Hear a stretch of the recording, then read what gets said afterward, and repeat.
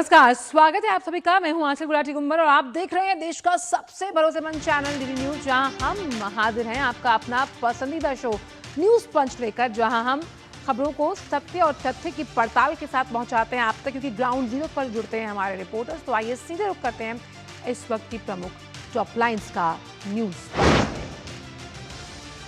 तो कैसे टीडीपी ने महिलाओं को लेकर मारा है मास्टर स्ट्रोक, कैसे अब उनकी राजनीतिक सोच को हम कह सकते हैं स्थापित करने के लिए एक पटल दिया जाएगा, इस पर करेंगे विस्तार के साथ बातचीत। वहीं क्यों के कहा जा रहा है घुसपैठियों को कि बांध लो अपना बोरिया बिस्तर, और कैसे गृह मंत्री अमित शाह की ये खुली वार्निंग है घुसपैठियों को, क्योंकि ट्रिपल डी के हम कह सकते हैं इस फॉर्मूले पर चल रहा है ये पूरा अभियान।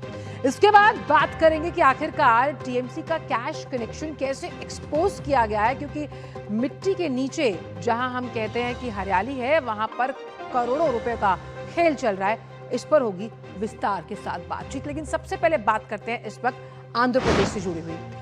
तो आंध्र प्रदेश की जब हम बात करते हैं तो सत्तारूढ़ टीडीपी ने एक बड़ा फैसला लिया है। चंद्रबाबू नायडू की पार्टी ने राज्य में होने वाले सब जो आगामी चुनाव है उसमें महिलाओं को 33% सीटों पर आरक्षण देने का संकल्प किया।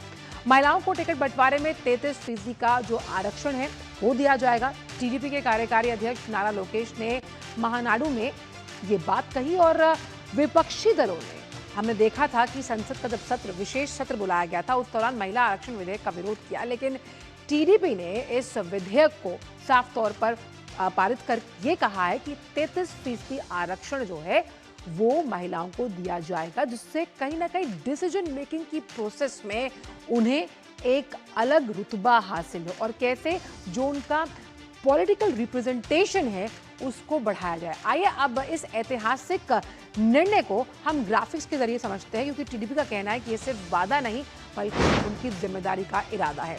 तो टीडीपी का ये बड़ा कदम है, जहां महिला आरक्षण को लेकर उनकी पार्टी ने बड़ा ऐलान किया। पार्टी के भीतर ही महिलाओं को आरक्षण मिलेगा, और सबसे अहम बात यहाँ पर यह है कि पार्टी जो टिकट्स होती हैं उसमें महिलाओं को 33% का आरक्षण दिया जाएगा। यानी कि जब टिकट का बंटवारा किया जाता है तो 33% सीटों पर कौन चुनाव लड़ेगा? आधी आबादी यानी कि महिलाएं चुनाव लड़ेंगी, और जिस महिला उन्मुखी विकास की प्रधानमंत्री बात करते हैं उसी राह पर अब टीडीपी चल पड़ी है। टीडीपी नेता नारा लोकेश ने इस प्रस्ताव को रखा था। चंद्रबाबू नायडू ने इस प्रस्ताव को हरी झंडी दिखाई, मंजूरी दी। अब इसका साफ मकसद और उद्देश्य ये है कि महिलाओं की भागीदारी को राजनीतिक लेवल पर बढ़ाने के लिए जोर दिया जा रहा है, और 2029 चुनाव जो होंगे उसमें भी महिलाओं को मौका दिया जाएगा। लेकिन इस पूरे मसले पर जो सीएम चंद्रबाबू नायडू हैं उन्होंने क्या कुछ कहा है वो हम आपको बताते हैं। उन्होंने साफ तौर पर कहा कि प्रधानमंत्री जो हैं वो महिला आरक्षण के समर्थक हैं, महिला आरक्षण के ही पक्ष में है टीडीपी, और सभी का समर्थन बेहद जरूरी है। महिला आरक्षण के लिए लगातार वो अपनी लड़ाई जारी रखेंगे। राजनीति में महिलाओं की भागीदारी को बढ़ाने के लिए इस प्रक्रिया को पूरा करना बेहद जरूरी है, क्योंकि टीडीपी को महिलाओं की क्षमता पर पूरा भरोसा है, और हर क्षेत्र में महिलाओं को आगे बढ़ाना टीडीपी का लक्ष्य है। और यानी कि जो सरकार कहती है उसके साथ आत्मसात करते हुए टीडीपी के भाव नजर आ रहे हैं। और ऐसे में टीडीपी के इस ऐतिहासिक निर्णय का महिला नेताओं ने कैसे स्वागत किया, आइए आपको दिखाते हैं। See, 33% reservation that has been introduced in Parliament, unfortunately, it did not pass because of Congress party, which is very much against women.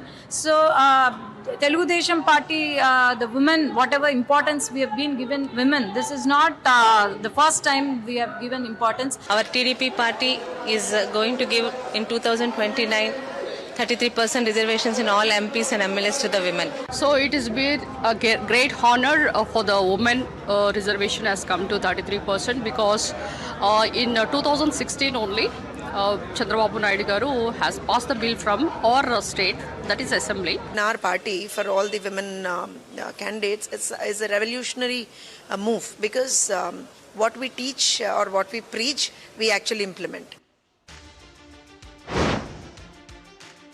तो जो हम कहते हैं हम वो करते हैं। इसे मेजर ब्रेक थ्रू माना जा रहा है, जिस तरह से 33% का जब आरक्षण चुनाव में दिया जाएगा, जब विधानसभा चुनाव होंगे उस लिहाज से। लेकिन आखिरकार आपको बताते हैं कि विपक्ष ने किस तरह से महिला आरक्षण की जब हम बात करते हैं इसे अटकाने की कोशिश की थी, और संसद का जो विशेष सत्र बुलाया गया था वहाँ क्या कुछ हुआ था आपको समझाते हैं ग्राफिक्स के जरिए। तो कैसे संसद में ये बिल पास नहीं हो पाया था, क्योंकि 2/3 बहुमत चाहिए थी, और उस वजह से क्योंकि 2/3 बहुमत हासिल नहीं हो पाई थी, इसलिए बिल जो है वो पारित होने से चूक गया।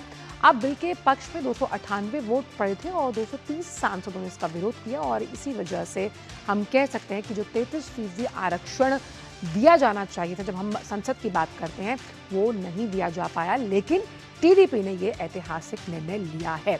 अब इस पर बात करने के लिए हमारे साथ हमारे 2 संवाददाता जुड़ गए हैं। पहले हम उनका परिचय कराते हैं। हमारे साथ सुरेखा जुड़ी हुई हैं और हमारे साथ अमरेंद्र गुप्ता जुड़े हुए हैं। सबसे पहले सुरेखा, आपके पास आना चाहेंगे। टीडीपी का ये ऐतिहासिक निर्णय कितना बड़ा ब्रेक थ्रू आप मानती हैं डिसीजन मेकिंग प्रोसेस में, खास तौर पर जब हम पॉलिटिकल रिप्रेजेंटेशन की बात करते हैं? जी हाँ, बिल्कुल एक कह सकते हैं कि बड़ा फैसला है, और खासकर जब बुधवार को चंद्रबाबू नायडू के बेटे जो नारा लोकेश है, जो खुद मंत्री भी हैं, उन्होंने महानाडु जो एनुअल मीटिंग होती है टीडीपी की, उसमें जो है पहले उन्होंने रेजोल्यूशन रखा कि हम लोग जो है 33% आरक्षण देना चाहते हैं, जिसको पास करते हुए जो है चंद्रबाबू नायडू ने कल ऐलान किया कि महानाडु या फिर टीडीपी ने बहुत से ऐसे कार्यक्रम या फिर ऐसे फैसले लिए हैं जब से टीडीपी बना है, चाहे वो एनटीआर का समय हो या चंद्रबाबू नायडू के वक्त में भी हो, किस तरीके से महिलाओं के लिए उन्होंने जो है आरक्षण की बात हो या फिर जो समान भागीदारी की बात होती है उस तरीके के फैसले लिए हैं। और एक और पड़ाव इसमें जोड़ते हुए जो है उन्होंने कहा कि 33% आरक्षण देंगे, और साफ तौर पर जो है टीडीपी की तरफ से उस मंच से ये ऐलान किया गया कि अब हम नहीं चाहते कि सिर्फ स्कीम्स तक ही महिलाओं को जो है सीमित रखा जाए, बल्कि हम चाहते हैं कि जो स्कीम्स बनाने के जो फैसले होते हैं उनमें भी भागीदारी टीडीपी या फिर महिलाओं की होनी चाहिए, और इसीलिए जो है हम चाहते हैं कि 33% रिजर्वेशन हो। तो ये कहीं ना कहीं बड़ी बात है जब हम कहते हैं कि महिलाओं को भी खासकर जब हम राजनीति की बात करते हैं या फिर सरकार में हो या फिर अहम भूमिका जब राज्यसभा, जब हम लोकसभा या पार्लियामेंट की बात करते हैं या फिर विधानसभा की बात करते हैं, तो ऐसे में भी उनकी अगर समान भागीदारी ना सही तो कम से कम 33% अगर महिलाएं दिखेंगी, जाहिर तौर पर उनकी तरफ से भी कंट्रीब्यूशन तो रहेगा ही, लेकिन महिलाओं को भी एक तरह से सशक्तिकरण करके आगे कदम बढ़ाने में बहुत ज्यादा सफलता मिलेगी। चलिए अब अमरेंद्र के पास चलते हैं। अमरेंद्र, हम साफ तौर पर मानते हैं कि सम्मान के साथ समान भागीदारी देना यही लक्ष्य रहा है अगर हम बात करें बीजेपी की, और उस लिहाज से टीडीपी ने इस ऐतिहासिक निर्णय को अब ले लिया। किस तरह से आप देखते हैं जब आने वाले चुनाव में जो महिला उम्मीदवार रहेंगी उनके लिए एक खुला आसमान? देखिए आंचल, अगर इस खबर का एक एनालिटिकल अप्रोच देखें तो ये एक बहुत बड़ी लकीर पेश करने का काम किया है चंद्रबाबू नायडू ने, और इस लकीर को इसलिए भी बड़ा मैं बता के कहूँगा क्योंकि ये संवैधानिक तौर पे इसको अप्रूवल नहीं मिला है, बल्कि जो महानाडु, जो चंद्रबाबू नायडू की जो पार्टी है टीडीपी, उसका एनुअल मीट थी, तो उसमें स्त्री सशक्तिकरण ये थीम थी, और इस पर नारा लोकेश जो चंद्रबाबू नायडू के बेटे हैं, IT और एजुकेशन मिनिस्टर हैं और पार्टी के कार्यकारी अध्यक्ष, उन्होंने एक प्रस्ताव रखा कि 2029 के विधानसभा चुनाव में हम महिलाओं को 33% आरक्षण देंगे, और ये पंचायत से लेके और विधानसभा तक हम इसको रखेंगे। और हालांकि देखिए सबसे बड़ी बात, अगर आपको इसको बैकग्राउंड में जाएं तो 2023 का वो संसद का दृश्य मैं अभी तक भूल नहीं पा रहा हूं, जब मैं उसका चश्मदीद गवाह था, जब नारी सशक्ति वंदन अधिनियम बिल को लोकसभा और राज्यसभा से मंजूरी मिली थी, लेकिन उसमें 3 पेच फंसे हुए थे। वो पेच ये थे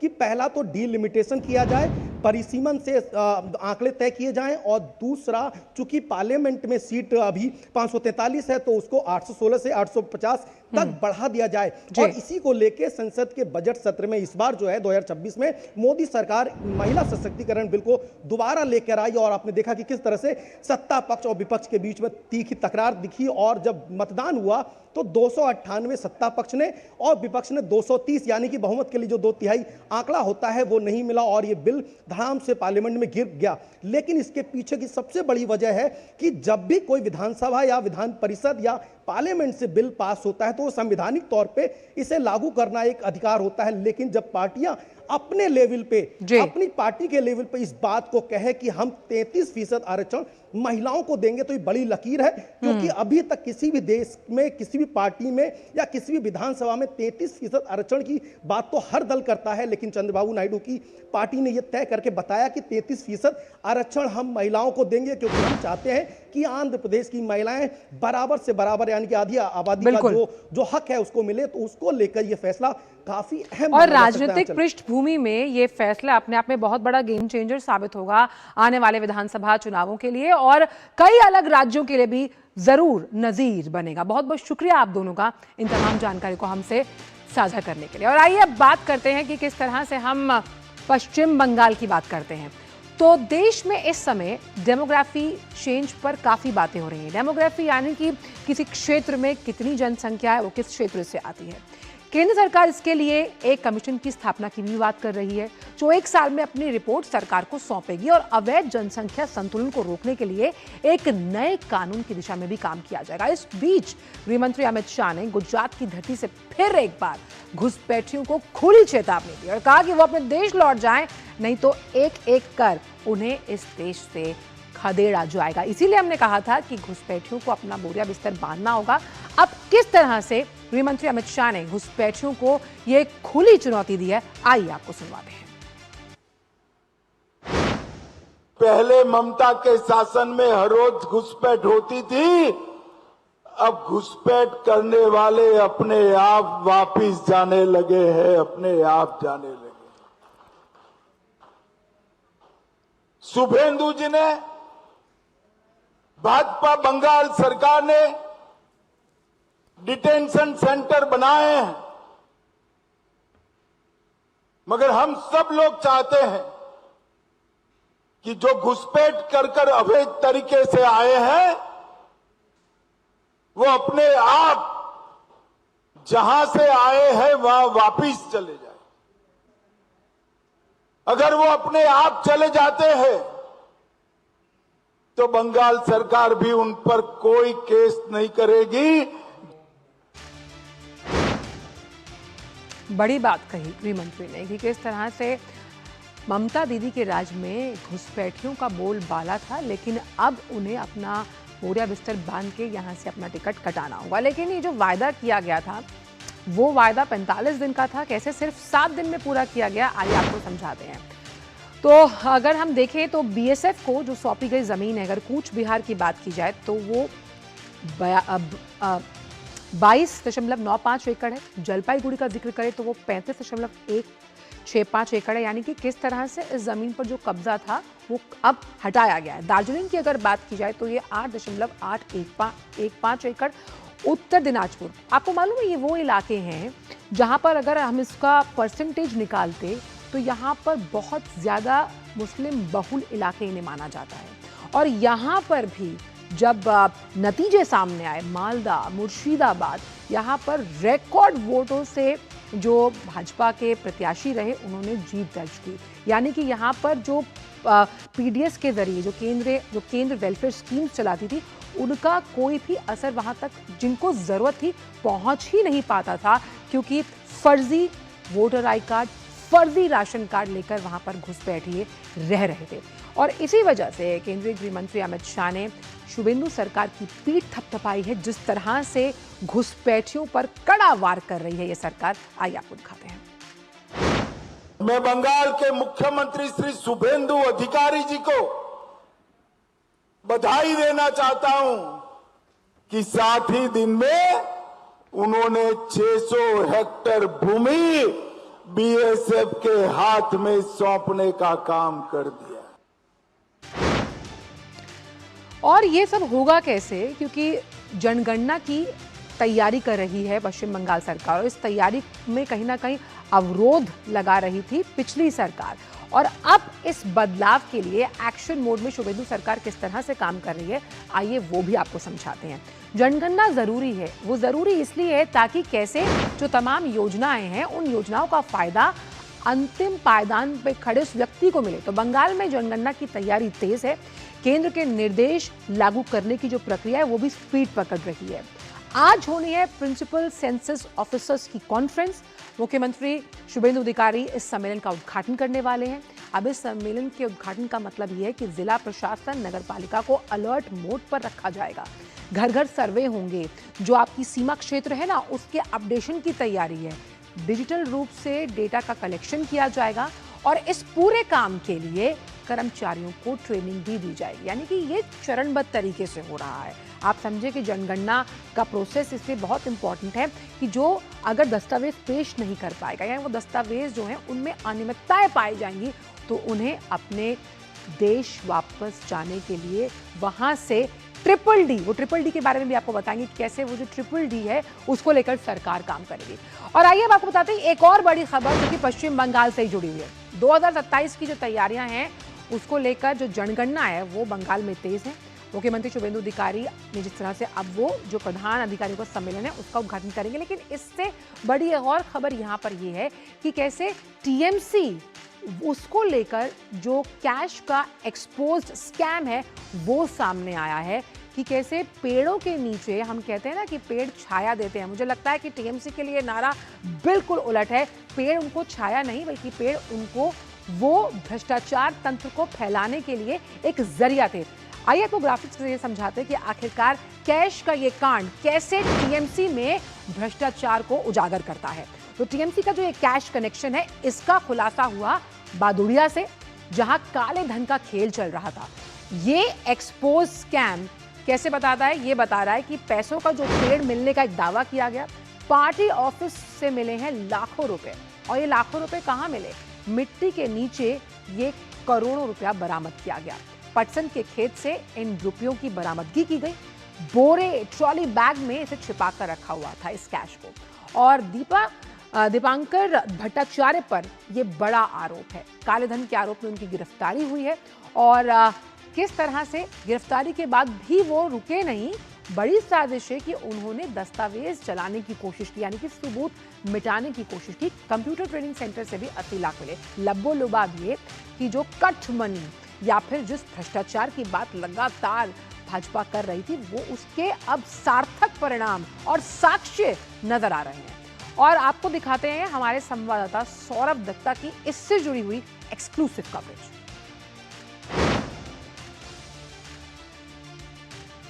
सौरभ दत्ता इस वक्त जुड़ गए हैं और उनसे बात करते हैं। ये जो हमने तमाम आपको तस्वीरें दिखाई ये एक्सक्लूसिव ही था जो सौरभ दत्ता ने हमारे लिए निकाला। सौरभ से ही सीधा जुड़ते हैं। सौरभ, दो खबरों पर आपसे बात करेंगे, लेकिन सबसे आइए वापस आपको दिखाते हैं एक्सक्लूसिव कवरेज सौरभ दत्ता द्वारा।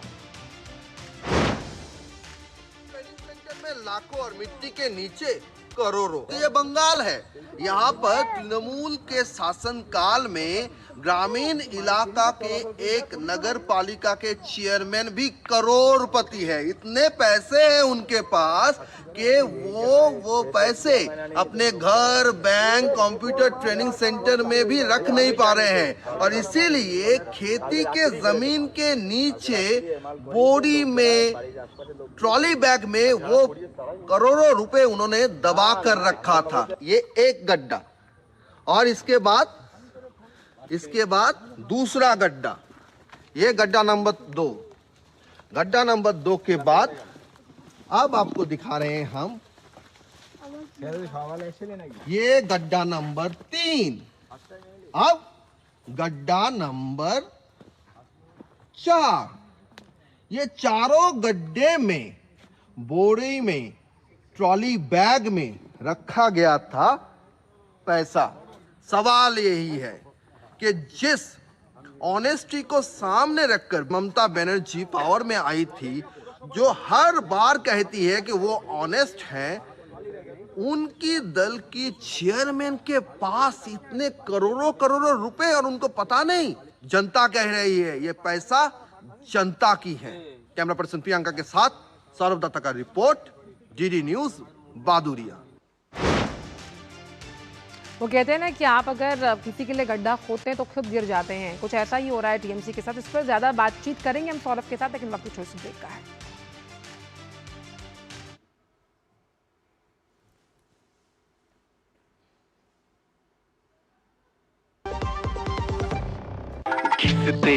तोड़ते कुटते गिरते नानी दादी का नाम याद आता है, हमको तो एक ही नाम याद आता है, एमडीएच शाही पनीर मसाला।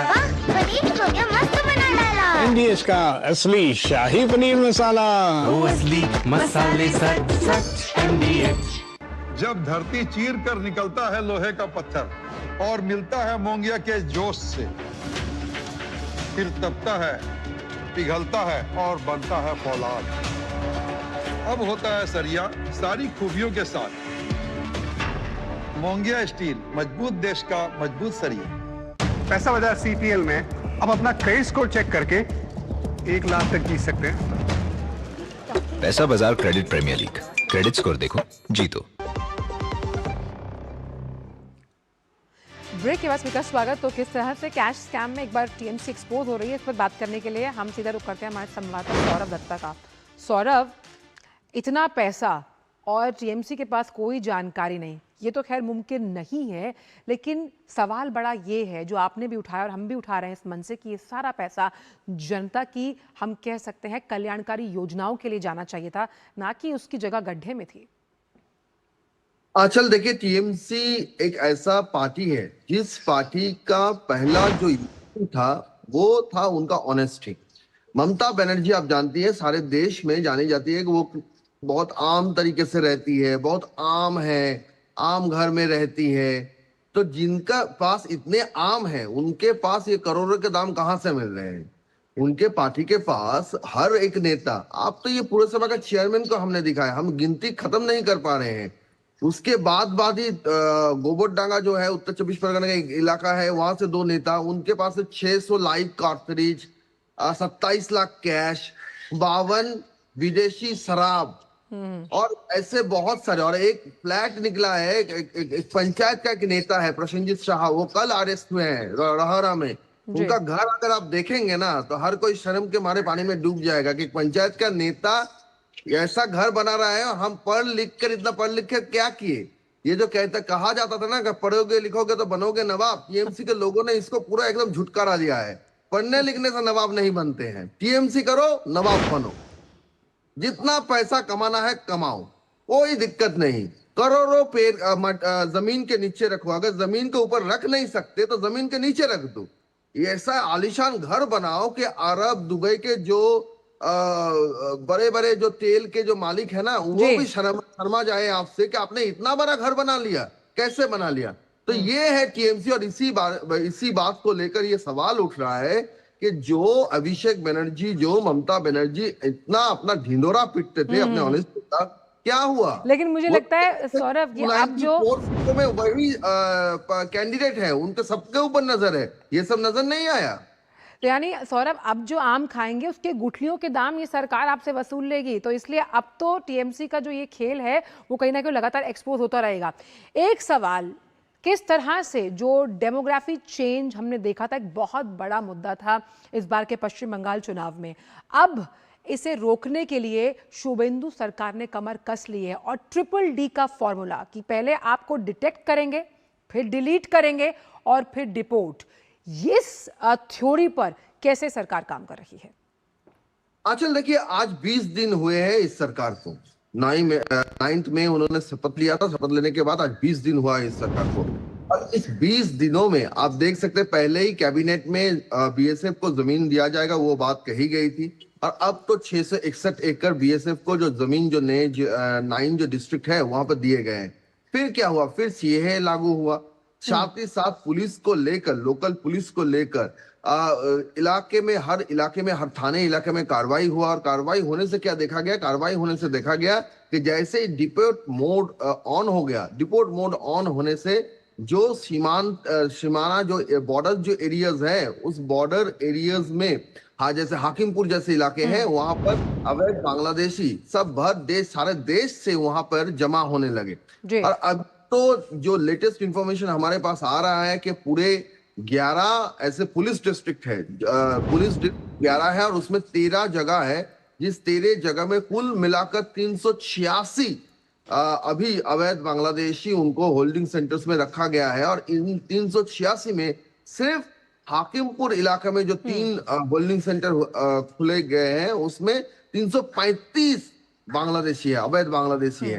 और भी जानकारी चल रहा है, चिन्हितकरण का काम चल रहा है। जैसे गृह मंत्री अमित शाह जी ने कल कहा है कि जिनको जाना है वो अभी जाए, चले जाए, अपने आप चले जाए, जैसे अपने आप आए थे, तो कोई पुलिस कार्रवाई नहीं होगा। तो इससे लगता है कि आने वाले दिनों में और भी बहुत सारे लोगों की भीड़, और इस पूरी प्रक्रिया को हम मान सकते हैं और मजबूती मिलेगी जिस तरह से जब हम जनसंख्या सेंसस ऑफिसर्स की जो ये मीटिंग है, जहां पर किस तरह से जब इसकी मैपिंग की जाएगी तो कौन असली है कौन नकली है, इसका पर्दाफाश साफ तरीके से हो पाएगा, क्योंकि ये बहुत ज़रूरी था लेकिन इसे पिछली सरकार कहीं ना कहीं रोक रही थी।